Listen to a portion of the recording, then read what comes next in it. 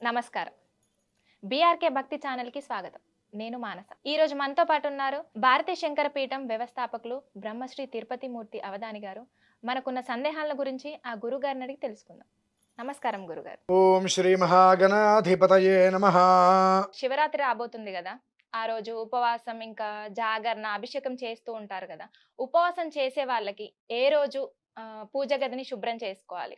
ఏ సమయంలో చేసుకుంటే మంచిది? వందే శంభువుమాపతిం సురగురుం వందే జగత్కారణం వందే పన్నగభూషణం మృగధరం వందే పశూనాం పతిం వందే సూర్యశశాంకవహ్నినయనం వందే ముకుందప్రియం వందే భక్తజనాశ్రయం చ వరదం వందే శివం శంకరం. శివాయ గురవే నమః. శివరాత్రి జన్మతః శివరాత్రి, జన్మకో శివరాత్రి, రమ్యక రాత్రి శివరాత్రి. లక్షకృత దోషాలను ఒక రాత్రిలోనే భస్మం చేయగల శక్తి కలిగినటువంటి శివరాత్రి. 11 మాస శివరాత్రులు అనంతరం వచ్చేటువంటిది మహాశివరాత్రి. అందులోనూ కాలచక్ర గమనాన్ని అనుసరించి ఈ శివరాత్రికి సార్థక నామకరణం అశీతి శివరాత్రి అని అంటారు. అనగా 80 సంవత్సరముల తర్వాత ఇప్పుడు మళ్ళీ ఈ శివరాత్రి మనకు ఆపాదించింది. వస్తాయి 200 ఏళ్ళకి 300 ఏళ్ళకి అలా కూడా వస్తుంటాయి కొన్ని కొన్ని. మరి 80 సంవత్సరాలంటే తక్కువనే కదా అనిపించవచ్చు. ఈ 80 సంవత్సరాలలో కూడా దీనికి వృత్తాంతం ఏమిటి అంటే మీరు అడిగిన ప్రశ్నకి నేను వృత్తాంతం చెప్పిన తర్వాత చెప్తానమ్మా. ఓకే. అష్టభైరవులు అని చెప్పి శివుడి దగ్గర 8 మంది భైరవులు ఉంటారు. ఈ 8 మంది భైరవులు కూడా ఒక్కొక్క శివరాత్రికి ఒక్కొక్కసారిగా ఆవర్తనం అంటారు, తిరుగుతూ ఉంటారు. ఆవర్తి అంటే కాలచక్రంలాగా తిరుగుతుంటారు. అలా ఒక్కొక్క భైరవుడు 10 సార్లు తిరుగుతారు.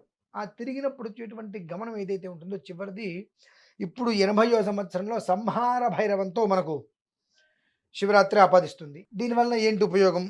ఇతఃపూర్వం మనకు క్రోధన భైరవుడితో ఒకసారి వచ్చింది, రురు భైరవంతో ఒకసారి వచ్చింది, చండ భైరవంతో ఒకసారి వచ్చింది. ఈ సంహార భైరవంతో కూడా ఈ వచ్చినప్పుడు ఏమవుతుందంటే ప్రళయకాలం అనేటువంటిది ఏర్పడుతుంది. ప్రకృతిలో ప్రకోపాలు, ఇబ్బందులు రావడాలు అటువంటివి. ఇప్పుడు ఈశ్వరుడు కాలాగ్ని రూపంలో సంహార భైరవుడు తోడుగా నిలబడి ఉన్నాడు. ఒక నెల 15 రోజుల క్రితం ఇదే విషయాన్ని మనం వివరించుకోవడం జరిగింది. నెల 15 రోజులు వెనక్కి వెళ్తే ఏవైతే మనం చెప్పుకున్నామో ఇప్పుడు ఈ నెల 15 రోజులుగా అగ్ని ప్రమాదాలు విపరీతంగా చూస్తున్నాం. ప్రతి చోట, ప్రతి చిన్న చోట అగ్ని ప్రమాదం అంటుకుంది, అదైంది ఇదైందని చూస్తూనే ఉన్నాం. వాయు ప్రమాదాలు చూస్తూనే ఉన్నాం.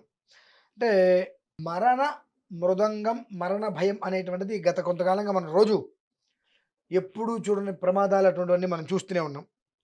ఈ కాలకాలుడు, కాలాతీతుడు, నేత్ర త్రినేత్రుడు, కాల త్రికాలుడు, శూల త్రిశూలుడు అయినటువంటి ఈశ్వరుడు కాలాగ్ని రూపుడై సంహార భైరవుడు తోడుగా నిలబడి ఉన్నాడు.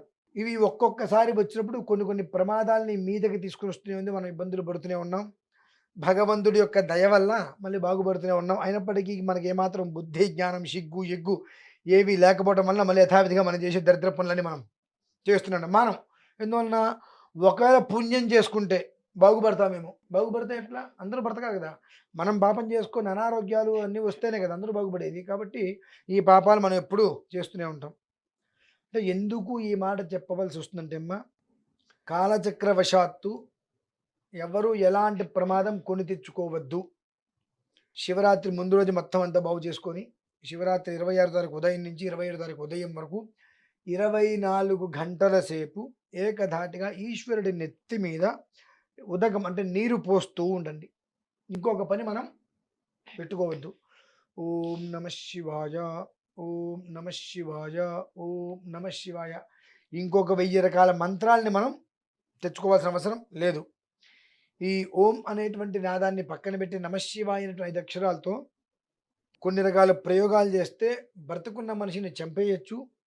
ఇక వెంటిలేటర్ మీద బ్రతుకుతున్నాడు, ఆ వెంటిలేటర్ తీస్తే మనిషి చనిపోతాడు అంటే 8 సంవత్సరాల ఆయుష్ ధారిపోయచ్చు. కేవలం 5 అక్షరాలు.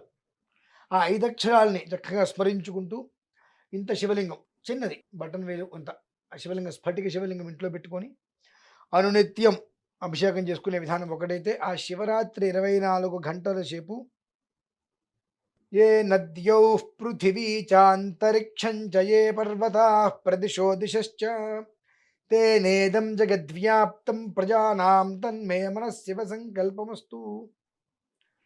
ఎక్కడైనా సరే భూమి అనేటువంటి ప్రాంగణం మొత్తం మీద కూడా ఎక్కడా కూడా ఎలాంటి ఉపద్రవాలు లేకుండా, ఏ మనిషికి అతివృష్టి అనావృష్టి అనేటువంటి బాధలు తగలకుండా ప్రతి మనిషి కడుపు నిండా తినేటువంటి భాగ్యాన్ని ప్రసాదించు తండ్రి. నా సంకల్పం ఇదే.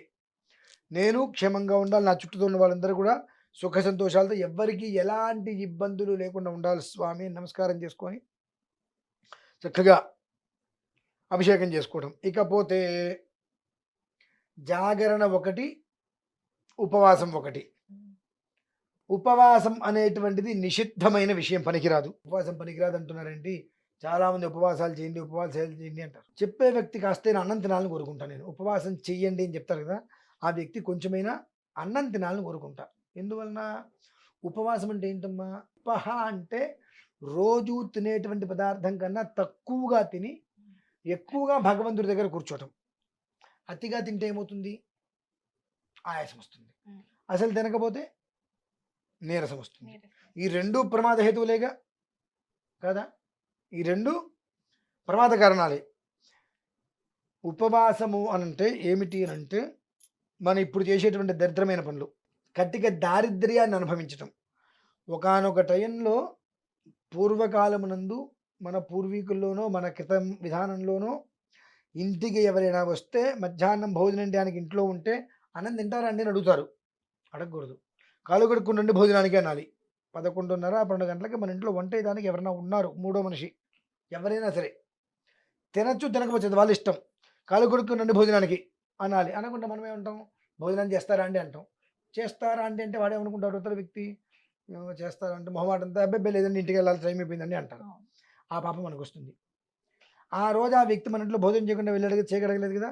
కనుక ఈనాడు ఈ జన్మలో మన ఇంట్లో పానభక్ష్య సమృద్ధ పదార్థాలన్నీ కూడా సమృద్ధంగా ఉండంటే, తినే పదార్థాలు తాగే పదార్థాలు అన్నీ సమృద్ధిగా ఉండి ఏమీ తినకుండా ఆ ఒక్క దోషానికి ప్రాయశ్చిత్తంగా దారిద్ర్యాన్ని అనుభవించటం ఉపవాసంగా మనం చేసే పనులు. వాళ్ళ ఉపవాసము అంటే మనకి ఏదో షుగరో బీపీనో ఏదో రోగం ఉండి తిని టాబ్లెట్ వేసుకోవాల్సిన పరిస్థితి ఉంది, శివుడికి అర్చన చేసుకోవాలి కాబట్టి నేను తిన్ను, టాబ్లెట్ వేసుకుని అక్కడే కూర్చుందంటే యమద్వారం దగ్గరికి వెళ్ళమంటాం కాదు. మితంగా, పేకల వరకు కాకుండా కడుపుకి మితంగా కావాల్సినంత తిని ఆ తర్వాత చక్కగా భగవంతుడి దగ్గర కూర్చొని సేవ చేసుకోవడం. మీకు ఒక మాట చెప్తా, దానికి మీరు నాకేం సమాధానం చెప్తారు? మీకు బాగా బంగాళదుంప వేపుడు అంటే ఇష్టం అనుకుందాం. ఆ బంగాళదుంప వేపుడు మీరు అన్నం తినారు, ఆ తర్వాత ఇంకొంచెం బంగాళదుంప వేపుడు చేస్తుంటే ఆ వాసన మనం తట్టుకోగలమా? కడుపులో చికాకుగా వస్తుంది. అప్పుడు తినే పదార్థం మీద మనకు దృష్టి ఉండదు, అవునా? అలా కాకుండా కడుపు మార్చేసుకొని దేవుడి దగ్గర కూర్చుంటారు. ఆ ఇంట్లో వంట చేస్తున్నప్పుడు ఆ మంచి ఉడుకుతున్నప్పుడు ఆ వాసన వస్తుంది, ఆ వాసన రాగానే నోట్లో లాలాజలం వస్తుంది, అయిపోయి ఇంకెందుకు మన ఉపవాసం? కాబట్టి ఉపవాసము అంటే దాని యొక్క మీనింగ్ ఏంటి అంటే, మితంగా తిని యమధర్మరాజు దగ్గరికి వెళ్ళే ప్రయత్నం చేయకుండా మితంగా తీసుకొని భగవంతుడి సమీపంలో ఉంటూ ఆరాధన చేసుకోవటం ఉపవాసం. ఇంకా జాగరణ. ఉపవాసం అంటే నార్మల్‌గా అందరూ ఉపవాసం అని చెప్పి ఇంకా ఫ్రూట్స్ మార్నింగ్ నుండి నైట్ వరకు ఇంకా తింటూనే ఉంటారు. దాన్ని ఒక ఉపవాసం రైస్ అంటారమ్మా. మళ్ళీ కాకుండా. దాన్ని ఉపవాసం అంటారమ్మా. హ్మ్. పదార్థం అనేటువంటిది రోజు తినేటువంటి పదార్థానికన్నా ఒక్కసారి అంటే ఉదయం పూట 9కి టిఫిన్ చేస్తారు. ఆ టిఫిన్ ప్లేస్లో 4 పళ్ళు ముక్కలు కాస్త మజ్జిగ అంటే పాలు, అలాగే మధ్యాహ్నం సమయంలో అల్పాహారం, సాయంత్రం సమయంలో అల్పాహారం, రాత్రికి భోజనం చేసుకుంటూ ఆత్మకు క్షోభ లేకుండా, శరీరానికి నీరసం రాకుండా మనల్ని మనం నిలుపుకునేటువంటి కానీ ద్రవ పదార్థములు ఘన పదార్థములు కాకుండా మరీ గట్టిగా పళ్ళు అటువంటివి తీసుకుంటూ, ద్రవ పదార్థములు పాలు అటువంటివి జ్యూసులు లాంటివి తీసుకుంటూ శరీరాన్ని కూలబెట్టకుండా ఇబ్బంది పెట్టకుండా మనల్ని మనం కంట్రోల్ చేసుకున్నటువంటి ఆరాధనే ఉపవాసం అంటారు. అంతేగాని ఉపవాసం పేరు పెట్టుకొని వారానికి సరిపడే ఒకేసారి తినేయడం, పొద్దు నుంచి సాయంత్రం వరకు తినేటువంటి దాన్ని ఉపవాసం అంటారమ్మా. అలా అని చెప్పి పూర్తిగా నేను పచ్చి గంగ కూడా కొంతమంది అంటారు, సిగ్గు లేకుండా మాట్లాడతారు. ఏమన్నా మాట్లాడే నేను కార్తీక మాసం ఉపవాసం అంటే పచ్చి గంగ కూడా ముట్టుకొని చెప్పి నీ కర్మ ఎంత పాపం చేశారో భగవంతుడు ఈ జన్మలో ఇప్పుడు శిక్ష అనుభవిస్తున్నాం, అనుభవించమంటాం మనం కూడా. ఇకపోతే జాగరణ. ఈ జాగరణ పరిస్థితి ఏంటి? అందరూ మేము జాగరణ చేస్తాం, జాగరణ చేస్తామంటారు. ఏం చేస్తారు? భూకైలాసనం 2, 3 సినిమాలు పెట్టుకొని జాగరణ చేసి పొద్దున్న 7 గంటలకల్లా పడుకుంటారు. ఇంకెందుకు ఇవాళ నుంచి చేసి మొత్తం దండగ. రాత్రి సాయంత్రం 6 నుంచి ఉదయం 6 గంటల వరకు విశేషమైన కాలం. ఆ కాలంలో ఈశ్వరుని రకరకాలుగా ఆరాధన చేసుకుంటూ లింగోద్భవ కాలంలో స్వామివారికి అన్నాభిషేకం చేసి తెల్లవారులు ఒక రుద్రహోమం చేసుకుంటూ 6 గంటల వరకు స్వామివారికి అర్చన చేసుకొని 6 గంటల తర్వాత స్వామివారికి బిల్వార్చన చేసుకొని ఆ తర్వాత కొంతమంది శాంతి కళ్యాణం చేస్తారు. అది చేసుకొని స్వామివారికి మహానివేదన పెట్టి ఆ ప్రసాదం తీసుకొని విశ్రాంతి తీసుకోవాలి. అంటే 9:30, 10 తర్వాత ఆ ప్రసాదం భోజనం చేసుకొని అప్పుడు మనం విశ్రాంతి తీసుకోవాలి. కానీ మనం ఏం చేస్తున్నాము? జాగరణ అనగానే రాత్రి 9:00కో 10:00కో సినిమాలు పెట్టుకుంటాం. సినిమాలో అవును. ఉదయం 4 అంటే 5 వరకు సినిమాలు చూస్తున్నాం. 5కి పడుకుని నిద్రపోతున్నాం. జాగరణ పుణ్యమేమో కానీ అమ్మ ఇటువంటి అర్ధార్చన చేయటం వలన అర్ధ జాగరణ వీటిని అంటారు. ఇటువంటివి చేయటం వలన పూర్వంలో చేసుకున్న పుణ్యం కూడా మొత్తం వినాశనం అయిపోయి ఇంత పెద్ద పాపాన్ని జాగ్రత్తగా మూటకట్టి దానికి నెంబర్ లాకేషన్ ఎత్తి మీద పెట్టుకున్న మహాపరాధం మనం తెచ్చుకుంటాం. కాబట్టి వృద్ధులకి, పిల్లలకి, గర్భవతులకి జాగరణ అవసరం లేదు. ఓకే. జాగరణ అవసరం లేదు. మిగిలిన వాళ్ళకి మనలాంటి వాళ్ళకి జాగరణ చేయకపోతే మహాపాపం, వాళ్ళు చేస్తే పాపం. ఎందువలన? వృద్ధులు కానీ, పిల్లలు కానీ, గర్భవతులు కానీ వాళ్ళ యొక్క ఆరోగ్యాన్ని అనుసరించి విధానం ఉంటుంది. పిల్లలు వాళ్ళకి ఏం తెలుసు ఎప్పుడు పడుకోవాలి, ఎప్పుడు తినాలో. కాబట్టి వాళ్ళు కొట్టి తిట్టి మొహం మీద నీళ్ళు చల్లి జాగరణ ఎత్తి పెడతామంటే మహాపాపం. అటువంటి పనులు చేయకుండా ప్రశాంత చిత్తంతో ఉండటం అనేటువంటిది మీకు, మాకు, బయట వాళ్ళకి, ఇంట్లో వాళ్ళకి, చూసే వాళ్ళకి అందరికీ కూడా ఉపయుక్తంగా చేస్తేనే చేసే పని భగవంతుడు హర్షిస్తాడు. పిల్లలు పడుకుంటే మొహం మీద నీళ్ళు చల్లుతాం, పాపం ఎంత అంటారు, మళ్ళీ కాసేపు చూస్తారు, మళ్ళీ పడుకుంటారు, మళ్ళీ నీళ్ళు చల్లుతాం. మనకు బుద్ధి ఉంటుంది కొంచెమైనా. అలానే పెద్దవాళ్ళు నాన్న లే అభిషేకం. వయస్సులో వృద్ధులు వారికి ఏదో శరీర అవస్థలు చాలా ఉంటాయి. వాళ్ళు ఇవాళ కాదు నిత్యం జాగరణే పాపం వాళ్ళ బ్రతుకంతా. మనసులో పడిన తర్వాత వాళ్ళు సుఖంగా పడుకుంది ఏదైనా ఉంటుందా? నిత్యం ఉపాసనే, ఉపవాసం నిత్యం. అంటే ప్రతిరోజు కడుపుండా అన్నం తినలేరు, ప్రతిరోజు కంటిండా పడుకోలేరు. వాళ్ళు నిత్య జాగరణ చేస్తున్నారు. ఆ రోజు జాగ్రత్త చేయాల్సిన అవసరం ఏముంది వాళ్ళకి? గర్భవతులు వాళ్ళ కడుపులో ఉండేటువంటి పిల్లవాడికి ఆరోగ్యం దృష్టిలో ఉంచుకుని వాళ్ళు విశ్రాంతి తీసుకుని శ్రేయస్కరం. కాబట్టి ఈ ముగ్గురికి జాగరణ లేదు.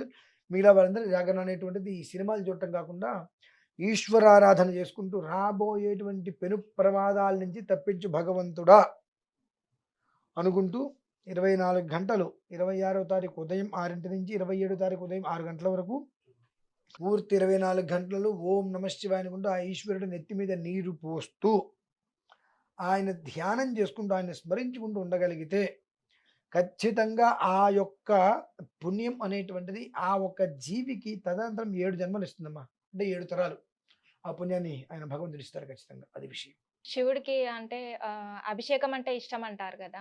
ఓన్లీ వాటర్ తోనే చేయవచ్చా? ఇంకా పంచామృతాలు అట్లా వాటితో కూడా 24 రకాల అభిషేకాలు ఉన్నాయి. ఉమ్. మన శక్తి. ఇప్పుడు చెరుకు రసంతో అభిషేకం చేయండి అంటాం. ఎంత చెరుకు రసం కావాలంటే 1 లీటర్ సరిపోతుందా అంటారు. నీటితో అభిషేకం చేయండి అంటాం. 1 లీటర్ సరిపోతుందా అడగరుగా. ఒక బకెట్లో 2 బకెట్లో 10 బిందెలు తీసుకొచ్చి పెట్టేస్తారు. నీకు ఏది ఓపిక ఉంటే ఆ ద్రవ్యం తీసుకొచ్చిపోయి. ఎందుకంటే తేనె తీసుకున్నానంటే ఎన్ని కిలోలు కావాలి వెంటనే. సరే మన శక్తి అనుసారం 10 కిలోలు తీసుకొచ్చి పెడదాం. ఎంత కావాలండి అంటారు. ఎంత కావాలి నువ్వు అడిగి ఎప్పుడైతే చేసావో నీకు ఫలితం రాదు. అడగాలి. ఎట్లా అడగాలి? ఏ బాబు తేనె తీసుకురా. తీసుకొస్తాను గురుగారు. ఎంత కావాలి? ఎంత కావాలి గురుగారు? తీసుకొని వస్తా. డిఫరెంట్ తెలుసా మీకు? ఒకళ్ళింటికి భోజనానికి వెళ్ళారు. నేను మా గురువు గారు ఇంకో 4 వెళ్ళాం. వాళ్ళు చాలా సాత్వికులు. ఏదో 4 పచ్చడి మెతుకులతో వాళ్ళు తినేవాళ్ళు. తలుపు కొడితే తలుపు తీశారు. అయ్యా ఇప్పుడు నేను నా పిల్లలు 10 మంది విద్యార్థులు వచ్చాము, మీ ఇంటికి భోజనానికి వస్తామన్నారు. రండి గురువుగారు ఎంతమంది అని అడిగారు. 10 మంది విద్యార్థులు ఉంటే సరే గురుగారు నేను తినే దాంట్లో 4 మెతుకులు మీకు కూడా పెడతాను అన్నారు. అయిపోయింది. పక్కింటికి వెళ్ళారు. వాళ్ళు బాగా ఆస్తిపరులు. ఏం పరులు? ఆస్తి. తలుపు కొట్టారు. తలుపు తీసాం. బాబు మేము మీ ఇంటికి భోజనానికి వద్దాం అనుకుంటున్నాం. ఎంతమంది? ఇట్లా 10 మంది విద్యార్థులు. అయితే రండి అన్నారు. ఎవరింటికి వెళ్ళి ఉంటాము? భోజనానికి ఎవరింటికి వెళ్తాం మనం అంటే ఏమన్నాడు ఆయన? రండి పంచభక్ష పరవాణాలు పెడతా, వెండి గ్లాసులు మీ అందరికి ఇచ్చేస్తా, వెండి కంచాల్లో భోజనం పెడతా, కంచాలు మీకు ఇచ్చేస్తా అంటారు. ఎవరింటికి వెళ్తాం మనం? దిక్కుమాలిన ఆశ కదా మన బ్రతుకులకి. వాడు ఎన్ని కంచెం పెడతాన్నాడు వాడు కొంపకెళ్ళిపోతాం పరిగెత్తుకుంటూ. అవును. అది ముష్టి బ్రతుకు అంటారు దాన్ని. ఏం బ్రతుకమ్మా? ముష్టి ముష్టి బ్రతుకు అంటారు. ఎందుకో తెలుసా? మొదట ఆయన దగ్గరికెళ్తే ఆయనకి తినటానికి ఇంట్లో లేదు. ఉన్న దాంట్లో తింటాడు. తలుపు కొడితే ఇట్లా మీ ఇంటికి భోజనానికి వద్దాం అనుకుంటామంటే, "రండి ఎంతమంది" అన్నారు. "మీరు రండి ఎంతమంది చెప్తే నేను ఏర్పాటు చేస్తా" అని చెప్పి. రెండో ఆయన ఏమన్నాడు?